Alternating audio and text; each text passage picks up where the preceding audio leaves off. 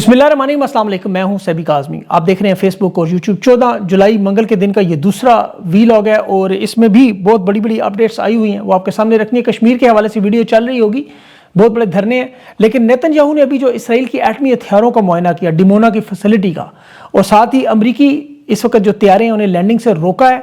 Israel पर सबसे बड़े खतरनाक हमले की ईरान की तैयारी है। 1000 मिसाइल तैयार। जवाबी हमला क्या होगा? अबनाए हरमज़ में बड़ी शिद्दत से जंग जारी है। अबनाए हरमज़ का मुकम्मल कंट्रोल ओमान ईरान के हवाले तैयार करने के लिए तैयार है। अमरीकी वहाँ इस वक्त परवाज़ें भी जारी हैं और इस वक्त जो वजारत ख़ारजा चीन के वज़ीर ख़ारजा और ईरान के भी पहुँच रहे हैं। चीन की तेल की तरसीलात ईरान से रुक चुकी हैं और इनका दौरा बड़ा अहम है। यमन पर हमलों के मामले पर भी सऊदी अरब में हंगामी इजलास है। मोहम्मद बिन सलमान ने मजम्मत भी की है और फील्ड मार्शल के तुर्की के दौरे के बाद सऊदी अरब का दौरा तय होगा। अब यमन में क्या होने जा रहा है ये भी आपको बताना है। नेटो के ममालिक में भी रूस के सदर को सीज़ फायर की दावत दे रहे हैं और साथ प्यूटन का तख्ता उलटने की कोशिश भी है। वहाँ भी एक इंटेलिजेंस लड़ाइयाँ शुरू हैं और फ्रांस में भी आज जो योम आज़ादी के मामले पर सदर ने तमाम यूरोपीय ममालिक को बुलाया हुआ है। लेकिन आज़ाद कश्मीर पाकिस्तान के हालात की तरफ आएँ तो इस वक्त ऑपरेशन जारी है। 8 लोगों की शहादतों की इतलात है। इनका कल लॉन्ग मार्च मुजफ्फराबाद की तरफ, और बिलावल अचानक मुजफ्फराबाद जा रहा है, होगा क्या? अब यहाँ इस वक्त जो वीडियोज़ मेरे साथ चल रही है उसमें आप देखें 6 मुख्तलिफ मकामात पर लाखों लोग मौजूद हैं। और बलोचिस्तान में संगदिली की इंतहा देखें, लाशों से चंद किलोमीटर दूर नेशनल डिफेंस वर्कशॉप में नाच गाना और जश्न। एस्टेब्लिशमेंट नून लीग की हुकूमत पर सख्त नाराज़ क्यों है? 4 वज़रा कबीना में छुट्टी की इतलात हैं। अपने पाँव मजबूत करने हैं, टेक्नोक्रेट्स हुकूमत लानी है या कौमी हुकूमत। खान की मुलाकातों का दिन भी अडियाला जेल में आज, और खैबर पख्तूनख्वा में अलीमा खान की स्ट्रीट मूवमेंट और बुश बीबी की मुलाकात हुई है, और तहरीक इंसाफ के गद्दारों की चालबाजियां भी आपके सामने रखनी है। लेकिन सबसे पहले अबनाए हरमज़ में इस वक्त जो बड़ी शिद्दत से जंग जारी है। ईरान ने भी 2 अमरीकी लूकस ड्रोन बंदर अब्बास में और लार में मार गिराए हैं। अबनाए हरमज़ के ऊपर भी एक अमरीकी MQ-1 रैप्टर ड्रोन को मार गिराया। और ईरान की खुदकश कश्तियों ने आज अमरीकी असलहे के डिपो जो हैं साहिल के किनारे अबनाए हरमज़ पे, वहाँ बड़े हमले किए हैं। इसराइल के माल बरदार जहाज़ से स्मगल होने वाले असले की बड़ी खेप को भी खुदकश कश्ती से उड़ाया गया है। इसके अलावा ईरान ने जो अमरीकी हामी तजारती जहाज़ हैं, टैंकर्स हैं, जो बहरिया का नाकाबंदी नाफिज होने से 1 घंटा पहले ऑयल टैंकरों पर क्रूज मिसाइल भी मारे, जिसमें अरब अमारात के 2 ऑयल टैंकर शामिल थे। तीसरा एक जहाज़ से शदीद नुकसान पहुंचा है, उसकी अभी तफसीलात नहीं आई। इसके अलावा ईरान की फ़ज़ाइया ने आज बड़ा सरप्राइज़ दिया। 1986 के जहाज़ों ने, इनके पायलट्स ने कतर के अल हदीद हवाई अड्डे पर बमबारी की, जो अमेरिका के लिए बड़ी हैरानकुन बात थी कि इनके पास रिपोर्ट्स थी कि फ़ज़ाइया तो उड़ने के काबिल नहीं है। लेकिन ईरान की ना सिर्फ जंगी फ़ाइटर तैयारों ने बल्कि कमर्शियल फ़्लाइट्स ने भी यमन पर जो 10 साल की नाकाबंदी तोड़ी, वो भी पहला मुल्क बनकर बड़ा सरप्राइज़ दिया। लेकिन अभी जो ख़तरनाक मामला, 1000 मिसाइल इस वक्त रेड अलर्ट पर फौजी ऑपरेशन के ईरान ने रखे हैं कि बड़े हमले की सूरत में ये इसराइल की तरफ मारे जाएंगे। उसमें इसराइली वज़ीर-ए-आज़म नेतन्याहू ने इसीलिए एटमी हथियारों की फैसिलिटी डिमोना का दौरा किया है। ये ईरान को बताने की कोशिश है कि इसराइल पर अगर 500,000 मिसाइल मारे गए तो फिर एटमी हथियार इसराइल इस्तेमाल करेगा। अब देखना ये क्या होगा। 4 दिनों में जो हमले हुए हैं लगातार तमाम मिडल ईस्ट ममालिक पर, जो ड्रोन और मिसाइल और ईरान के बरसते रहे, अभी तक इन्हें समझ नहीं आ रही इतना असलहा ईरान के पास कहाँ से आया कि जो अबनाए हरमज़ और बाबुल मंदब के गिर्द जो मामला सारा घूम रहा है, जिसमें इनकी इस वक्त ईरान की बालादस्ती नज़र आ रही। 200 जहाज़ इन्होंने इन महसूल चार्जेस खिदमात लेके अभी तक नाकाबंदी से पहले ईरान ने छोड़े हैं, जिस पर देख के ट्रंप की राल टपकी है और इसे 20% टैक्स अबनाए हरमज़ के उन जहाज़ों पर लगाने की कोशिश, जिनके बारे में क्या था ये तो मतलब किसी के ज़ेर असर जगह नहीं है। अब अबनाए हरमज़ में बहिरा अहमर, जिसे रेड सी भी कहते हैं, ज़्यादा ख़तरनाक मामला बन चुका है। समुद्री गुज़रगाह ये अबनाए हरमज़ से भी ख़तरनाक है और यहाँ पाकिस्तान की नेवी की मदद से बहिरा अहमर में शिपों को गुजारने की भी कोशिश की जाएगी। सऊदी अरब की तरफ से जो हौसियों पर हमले हुए यमन, इस तनाज़े में अब बराह रास्त सामने आ चुके हैं। अब ये जंग मशरक़ वुस्ता तक नहीं रही। बाबुल मंदब की वजह से इंटरनेशनल शिपिंग, तजारत, बराह रास्त मामला शुरू हो चुके हैं। और ईरान और अमेरिका की जंग देखिए प्रॉक्सी जंग बन चुकी है, इलाकाई प्रॉक्सी। इसमें हौसी हैं, सऊदी अरब है, अरब अमारात है, कतर, बहरीन और समेत पाकिस्तान भी है। अब अमेरिका के इत्तेहादी भी इसमें आहिस्ता से शामिल हो रहे हैं और अमेरिका और ईरान देखे कोई बड़ी जंग के लड़े बगैर भी कशीदगी में इजाफा कर सकते हैं या कम कर सकते हैं। ये जो जंग का मरहला है ये मुमकिन तौर पर इन समुद्री गुजरगाहों के कंट्रोल पर है। यहाँ बहरी जहाज़ों का आपको पता है गुजर है, इंश्योरेंस खर्चात हैं, तेल की कीमतें हैं, आलमी सप्लाई चेन है। अब देखें कि इसमें 1 महीने में जो तेल की कीमतें रुकी थी, आज इन जंग के बाद ये 4 दिनों में $86 से ऊपर तजावज़ कर चुकी हैं। अब जो सबसे बड़ा खतरनाक मामला, सऊदी अरब के तेल के ज़खायर जो दुनिया में सबसे ज़्यादा है, आपको पता है तेल एक्सपोर्ट करने वाला मुल्क, यहाँ इनकी जो सारी ताकत है वो 1200 किलोमीटर की ईस्ट वेस्ट सऊदी अरब की पाइपलाइन, जो सऊदी अरब के मशरक़ से मगरब तक پھر وہاں ان کے عقیق کے تیل کے ذخائر سے لے کے بحیرہ احمر، پھر باب المندب، اور اس کے بعد سوئس کنال سے ہوتے افریقہ کے ممالک تک تیل جاتا ہے 1200 کلومیٹر۔ اب نائے ہرمز تو آپ کو پتا ہے تیل سعودی عرب کا تیل نہیں جا رہا، لیکن یہ پائپ لائن ہے جو حوثیوں کے ایک ڈرون اور ایک میزائل کی مار ہے۔ اب سعودی عرب اس پہ پریشان بھی ہے ظاہر ہے، یمن کے حوثیوں کا جو ابہا ایئرپورٹ پر حملہ ہوا بڑا حیران کن تھا، بہت سے میزائل سعودی عرب کی طرف سے روکے گئے ہیں، لیکن جو اصل خطرہ تھا سعودی عرب سمیت کسی کو یہ امید نہیں تھی کہ صنعا ایئرپورٹ کی بمباری کا اتنی جلدی یہ بدلہ لے سکتے ہیں۔ حوثیوں نے ابھی تک دیکھیں ایران کی اور امریکہ کی جنگ میں خود کو الگ رکھا ہوا تھا، باب المندب کو بند کرنے کا مطالبہ بارہا آیا، لیکن ایران اور حوثیوں نے فیصلہ نہیں کیا کیونکہ بہت بڑا معاملہ ہے، اب نائے ہرمز سے بھی زیادہ خطرناک، اور یہ معاملہ اس وقت صرف ایک ڈرون اور ایک میزائل پہ رکا ہوا ہے۔ سعودی عرب نے دیکھیں ایران پر جو حملوں میں امریکہ کو اڈے ضرور دیے، ایران پر حملوں کی مذمت بھی کی، عرب امارات بحرین قطر کی طرح براہ راست حملے نہیں کیے، جس کے جواب میں ایران نے ان امریکی اڈوں پر سعودی عرب میں حملے کیے، لیکن محمد بن سلمان الگ تھلک رہا ہے۔ آج جو ان کی کابینہ کی میٹنگ ہوئی ہے اس کے اثرات اب آپ کو نظر آئیں گے، کیونکہ یہ یمن کے ساتھ معاملہ ہوا تو اس میں پھر ظاہر ہے انہیں پاکستان کی بہت بڑی ضرورت پڑنی ہے، وہ میں آپ کو آگے چل کے بھی بتاتا ہوں۔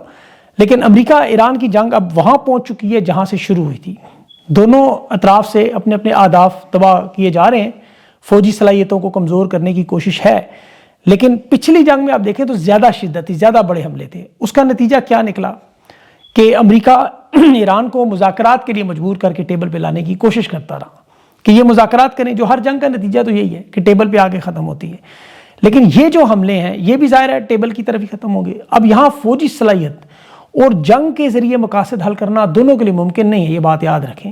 یہ جتنے مرضی ایک دوسرے کے اہداف تباہ کرتے رہیں، اس کا جو نقصان ہے وہ عالمی سطح پر تیل کی قیمتوں کو ہے، امریکہ کے اتحادیوں کے ساتھ تعلقات کو ہے، یا مشرق وسطیٰ کے تمام ممالک کو، اور اس میں پھر پاکستان کو بھی۔ ایران کی جو حکمت عملی ہے وہ امریکی ذخائر کو، اسلحے کے ذخائر کو، ہتھیاروں کے ذخائر کو تیزی سے ختم کرنا ہے۔ ان کے جو امریکی تھنک ٹینک ہیں، جنگی ماہرین، وہ دعویٰ کر رہے ہیں کہ اب تک 1/3 سے نصف حصہ استعمال ہو چکا ہے۔ 1000 سے زیادہ پیٹریاٹ میزائل انٹرسیپٹر جس میں شامل ہیں، اور ایک پیٹریاٹ دفاعی نظام جو پورا وہ $1 ارب بن جاتے ہیں۔ اب امریکہ 600 پیٹریاٹ صرف سال میں انٹرسیپٹر تیار کرتا ہے، جسے بنانے میں 4 سے 5 سال لگتے ہیں۔ جتنی جلدی یہ جنگ تیزی سے جاری ہے اتنی جلدی یہ ذخیرہ بھی کم ہوتا جا رہا ہے۔ اب امریکہ کا دعویٰ تھا کہ ایران کے پاس نہ فوج ہے، نہ نیوی ہے، نہ میزائل لانچرز ہیں، لیکن ایران کی فوج اپنے ذخیرے میں موجود ہر قسم کا نیا میزائل استعمال کر رہی ہے، اور یہ بات کسی کو بھی سمجھ نہیں آ رہی کہ اتنے مسلسل حملوں کے باوجود اتنی بڑی تعداد میں یہ میزائل کہاں سے آ رہے ہیں۔ یہ جو رات بھر حملے ہوئے اس میں پاسداران انقلاب نے جو آج صبح تصاویر جاری کی ہیں، اس میں آپ دیکھیں کہ ایرو اسپیس فورس پاسداران انقلاب نے امریکی فوجی اڈوں کے جو میزائل فائر کیے ہیں وہ باقاعدہ تصاویر سے، بلکہ ان پہ ہاتھ سے مارکر سے وہ پیغام بھی لکھ کے بھیجتے ہیں، یعنی اسلحے کے ذخائر کی کوئی کمی نظر نہیں آتی۔ اور اس کی ظاہر ہے بڑی وجہ روس اور چین دونوں موجود ہیں، شمالی کوریا جس کے پاس میزائل ٹیکنالوجی بہت بڑی ہے، یہ اس وقت ایران کے ساتھ کام کر رہے ہیں۔ پھر ایران کے پراکسی نیٹ ورکس بھی ہیں، یمن کے حوثی بھی ہیں، تو یہ آپ کہہ سکتے ہیں کہ نیٹو کی طرز پہ ان کا بھی ایک فوجی اتحاد بنا ہوا ہے۔ امریکہ ابھی تک یورپ کے اتحادیوں کو نہیں جوڑ سکا، ان کا تو واحد اتحادی اسرائیل تھا جہاں انہیں آج بہت بڑا دھچکا لگا ہے۔ اس جنگ میں دیکھیں سب سے بڑا معاملہ اسرائیل سے ہے، اور جنگ ہوتی ہے جیسے فضائی ایندھن بھرنے والے جہازوں کی، ان کی پارکنگ کا سب سے بڑا مسئلہ ہے۔ اسرائیل نے بن گوریان ایئرپورٹ پر امریکی فضائی ایندھن والے جہازوں کو اترنے کی آج اجازت سے دینے سے انکار کر دیا اسرائیل نے۔ اب ان جہازوں کو بمباری سے ایران کی بچانے سے وہ اسرائیل میں رکھنا چاہتے ہیں، لیکن وہاں جو ایئرپورٹ اتھارٹی ہے، وزیر ٹرانسپورٹ ہے، وہ کہہ رہی ہے یہ جہاز 30 پہلے ہی موجود ہیں، ہمارے تو 50,000 جو مسافر ہیں ان کی پروازیں کمرشل جہازوں کی منسوخ ہو رہی ہیں، تو یہاں تو ہم 20 سے زیادہ جہاز رکھ ہی نہیں سکتے۔ اب نیتن یاہو ایک طرف جنگ بھی لگانا چاہتا ہے، دوسری طرف ان کے اپنے سول ہوائی اڈے پر وہ جو سب سے بڑا اڈا ہے وہاں جگہ ہی نہیں ہے۔ تو یہ آپ اس چیز کو اس طرح دیکھیں کہ ایران کی طرف سے آپ کو ایسی کوئی شکایت نظر نہیں، انہوں نے کہا کوئی مدد کرے، کوئی ہمارے جہاز رکھ لے، کوئی ہمیں اسلحہ دے دے۔ یہ پچھلے 3 سال سے جب سے فلسطین پر حملے ہوئے، یہ 58 اسلامی ممالک میں واحد ملک تھا جو فلسطین کے ساتھ کھڑا ہے۔ 17,000 فضائی حملے برداشت کیے، قوم پر گولہ بارود برداشت کیا، اپنا دارالحکومت، اپنے لیڈر، اپنے جرنیل، اپنی سیاسی قیادت، رہنما، اہلکار سب انہوں نے شہید کروا دیے، اور ابھی تک یہ جیت بھی رہے ہیں۔ تو بہرحال یہ جنگ تو بھی چل رہی ہے، اس پہ مزید آپ کو اطلاع دوں گا، معلومات دوں گا۔ جو نیٹو کے بھی 4 ممالک جو یوکرین کے صدر کے ساتھ ان کا اعلامیہ ہے، پیوٹن کو آج مذاکرات کی دعوت دی ہے، اور پیوٹن کا تختہ الٹنے کے لیے بھی انٹیلیجنس ایجنسیوں کا کام زور و شور۔ یہ میں اگلے ویلاگز میں ذکر کروں گا، پاکستان کے حالات اہم ہیں، خاص طور پر کشمیر کے حوالے سے۔ یہ ویڈیوز آپ دیکھ رہے ہوں گے، 6 جگہ پر اس وقت دھرنا چل رہا ہے، کل مظفر آباد کی لانگ مارچ ہے، اور کشمیر کے لوگ تو دعویٰ کریں کہ تمام رکاوٹیں عبور کر کے قافلے ان کے پہنچنا شروع ہو گئے۔ یہاں لاکھوں کی تعداد ہے جو کہہ رہے ہیں کہ مختلف قافلے جب اکٹھے ہوں گے تو نظر آئے گی. سیکیورٹی فورسز آپریشن بھی ہو رہا ہے. 8 کشمیریوں کی شہادتوں کی اطلاعات آ چکی ہیں. ان کے بلکہ نام اور تصویریں بھی اس وقت آ چکی ہیں. کہلا چوک میں، بیٹھک میں جہاں جو نام آئے ہیں وہ زاہد بلوچ، ظفر مغل ہیں، اس کے علاوہ احسان اللہ، ارسلان کبیر ہیں، کافی سارے نام ہیں لیکن بہت سی تفصیلات آ بھی نہیں ہیں. ابھی وہ ایک منصور نامی منشا آباد میں بھی نوجوان گولی لگنے سے شہید ہوا ہے. تو یہ آزاد کشمیر کی حکومت کی طرف سے بھی اعلان آیا ہے کہ ہمیں چاہے ندیاں بھی بہانی پڑے خون کی، مطالبات تسلیم نہیں کریں گے. یہ اس وقت بالکل درندوں کی طرح وہاں کی عوام کے ساتھ سلوک کر رہے ہیں. کھانا پانی روشن سب بند ہے، یہ آپ کو پتہ ہے. خطرناک معاملہ یہ ہے کہ یہاں انہوں نے 9 مئی کی طرف پہ نامعلوم لوگ بھی چھوڑے ہوئے ہیں. آپریشن کی فضا بنانے کے لیے آپ کو پتہ ہے اسلحہ دے گئے، سادہ کپڑوں میں کھل کے عوام پر فائرنگ بھی کر رہے ہیں، سیدھے فائر چلا رہے ہیں. اب کشمیری اس وقت دیکھیں 6 بڑے پرامن دھرنوں میں اس وقت 2 لاکھ کے قریب لوگ موجود ہیں اور آج 35 دن سے زیادہ ہو گئے ہیں. عوام نے رضاکارانہ طور پر شٹر ڈاؤن ہڑتال کی ہوئی ہے. مظفر آباد کی طرف لانگ مارچ کی عوام کی تیاری ہے. اسکولوں کے بچے نظر آ رہے ہیں، طلبہ طالبات نظر آ رہے ہیں اور وہ کہہ رہے ہیں گولیاں چلائیں یا بم ماریں، ہم یہاں سے نہیں جائیں گے. انہیں کہا جا رہا ہے غیر مشروط پسپائی کریں ورنہ ہلاک کر دیے جائیں گے. شدید شیلنگ اور فائرنگ بھی، اور بہت سے مقامات پر عوام نے پولیس کو گھیر بھی لیا باقاعدہ. لیکن ان درندوں کو کسی نے کچھ نہیں کہا. پرامن انداز میں عوام اپنا جمہوری حق استعمال کر رہی ہے. بلکہ ان کے وہ سفید رنگ کے جھنڈے دیکھیں، چھوٹے چھوٹے بچوں کے اس پہ دستخط ہیں. یہ صرف مظفر آباد پہنچ کے اپنے مطالبات منوانا چاہتے ہیں. یہاں 1 دن کی ڈیڈ لائن کوشش کی جا رہی ہے کہ کسی طرح 1 دن کی مزید ڈیڈ لائن مل جائے، لیکن یہ اس وقت جانور ماننے پر تیار نہیں ہے. آپ دیکھیں کہ میں جانور کیوں کہہ رہا ہوں کہ بلوچستان میں 30 لاشیں اس وقت پڑی ہوئی ہیں وہاں سڑک پر رکھ کے شدید گرمی میں، اور بلوچستان میں بھی آگ خون اور بارود کا کھیل ہے. یہاں نیشنل ڈیفنس ورکشاپ کچھ کلومیٹر دور ہے وہاں سے، ڈیفنس ورکشاپ جہاں شہداء کی لاشوں کے لواحقین کے زخمی موجود ہیں اور یہ لوگ جشن منا رہے ہیں. وہ جو ہڈیاں نچوڑنے والے ان کے صحافی ہیں، اچھلتے کودتے ناچتے نیشنل ڈیفنس اس میں ورکشاپ میں. آپ اندازہ کریں کس قسم کے لوگ ہیں. اور یہ وہی لوگ ہیں جن پر سارے پاکستان کو مانتے ہیں گولیاں نہیں چلائیں گے، لیکن انہوں نے گولیاں بھی چلائیں اور جشن بھی مناتے ہیں. احمد فراز نے بالکل ٹھیک کہا تھا، پیشہ ور قاتل ہو تم سپاہی نہیں. یہ اڈیالہ جیل کے باہر بھی یہی کرتے ہیں. آپ کو پتہ ہے جہاں عمران خان کی بہنوں پر 52 ہفتے یہ ظلم کرتے رہے. آج بھی منگل کا دن ہے، عمران خان کی بہنوں سے ملاقات کا دن ہے اور نورین نیازی اور ڈاکٹر عظمیٰ وہاں موجود ہیں. علیمہ خان اس وقت خیبر پختونخوا میں اسٹریٹ موومنٹ چلا رہی ہیں اور وہ اس ملاقات میں موجود نہیں ہیں.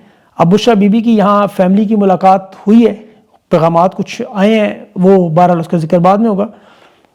لیکن عمران خان کی بہنوں سے ملاقات کی اجازت نہیں دی انہوں نے. اسٹیبلشمنٹ نے دعوے کیے تھے کہ آج چونکہ علیمہ خان نہیں ہے تو ہم نورین خان نیازی سے ملاقات کروا دیں گے. لیکن کے پی میں جو اسٹریٹ موومنٹ چلنا شروع ہوئی، بڑی سخت انہیں تکلیف شروع ہوگی.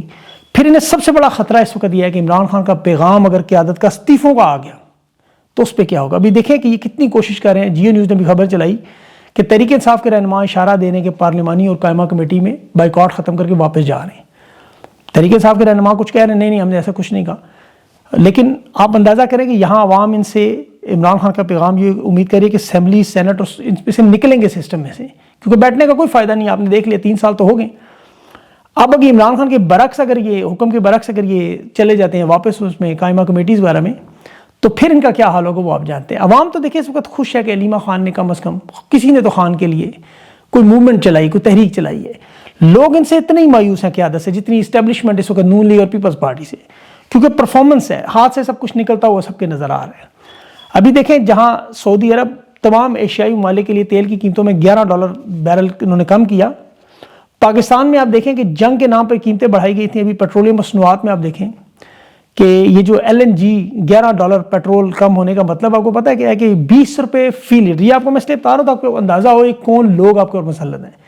یہ لیوی کے نام پہ جو معاملات انہوں نے بنائے ہوئے کہ اس وقت قیمت $11 کم ہونے کا 200 روپے لیٹر بنتی ہے آپ کے لیے. باقی GST اور یہ مارکیٹنگ کمپنیوں کے یا مارجن یہ لیوی وغیرہ نکالیں، ٹیکسز وغیرہ نکالیں، ریفائننگ شائننگ، تو یہ آپ کو پیٹرول 150 سے بھی مطلب تقریباً آپ سے زیادہ کما رہے ہیں. یہ پیٹرول کی قیمت 200 سے بھی کم ہے. آپ کو پتہ ہے آپ کتنا پیٹرول روزانہ یوز کرتے ہیں؟ 7 کروڑ لیٹر، یعنی 50 کروڑ روپیہ بنتا ہے یہ جو پاکستانیوں سے روزانہ بھتہ لیا جا رہا ہے. اور وہ خرچ کہاں ہو رہا ہے؟ سارا ان کے دوروں پہ، ان کے جہازوں پہ. عمران خان نے یہی کام کیا تھا جس کی وجہ سے وہ جیل میں ہے کہ 145 کا پیٹرول بیچ کے صنعتیں، زراعت، خدمات چلا کر دکھائی. کرونا کے دنوں میں جب عالمی بحران تھا، روٹی کی قیمت آپ دیکھیں اس وقت عمران خان کے دور میں 8 روپے زیادہ نہیں تھی، تندوروں کو آٹا سبسڈی ملتی تھی، لنگر خانے پناہگاہیں چل رہے تھے. انہوں نے عمران خان کو جیل میں ڈال کے غریب کی روٹی چھینی ہوئی ہے. آج روٹی 25 روپے، نان 30 روپے تک پہنچا ہوا ہے. آپ ان کی 4 سال کی کارکردگی کو دیکھیں تو سوائے عمران خان کو بے گناہ جیل میں قید کر کے قید تنہائی میں رکھنے کے، یا پاکستانیوں پہ ظلم و ستم کے، تحریک انصاف کی لیڈرشپ پر کیسز بنانے کے، یا جیلوں میں ڈالنے کے، یا کرش کرنے کے، ان کے پاس کچھ بھی نہیں ہے ایسا دکھانے کو. میڈیا سمیت انہوں نے تو دیکھے تمام چینلز، صرف 6 چینل شاید رہ گئے ہیں.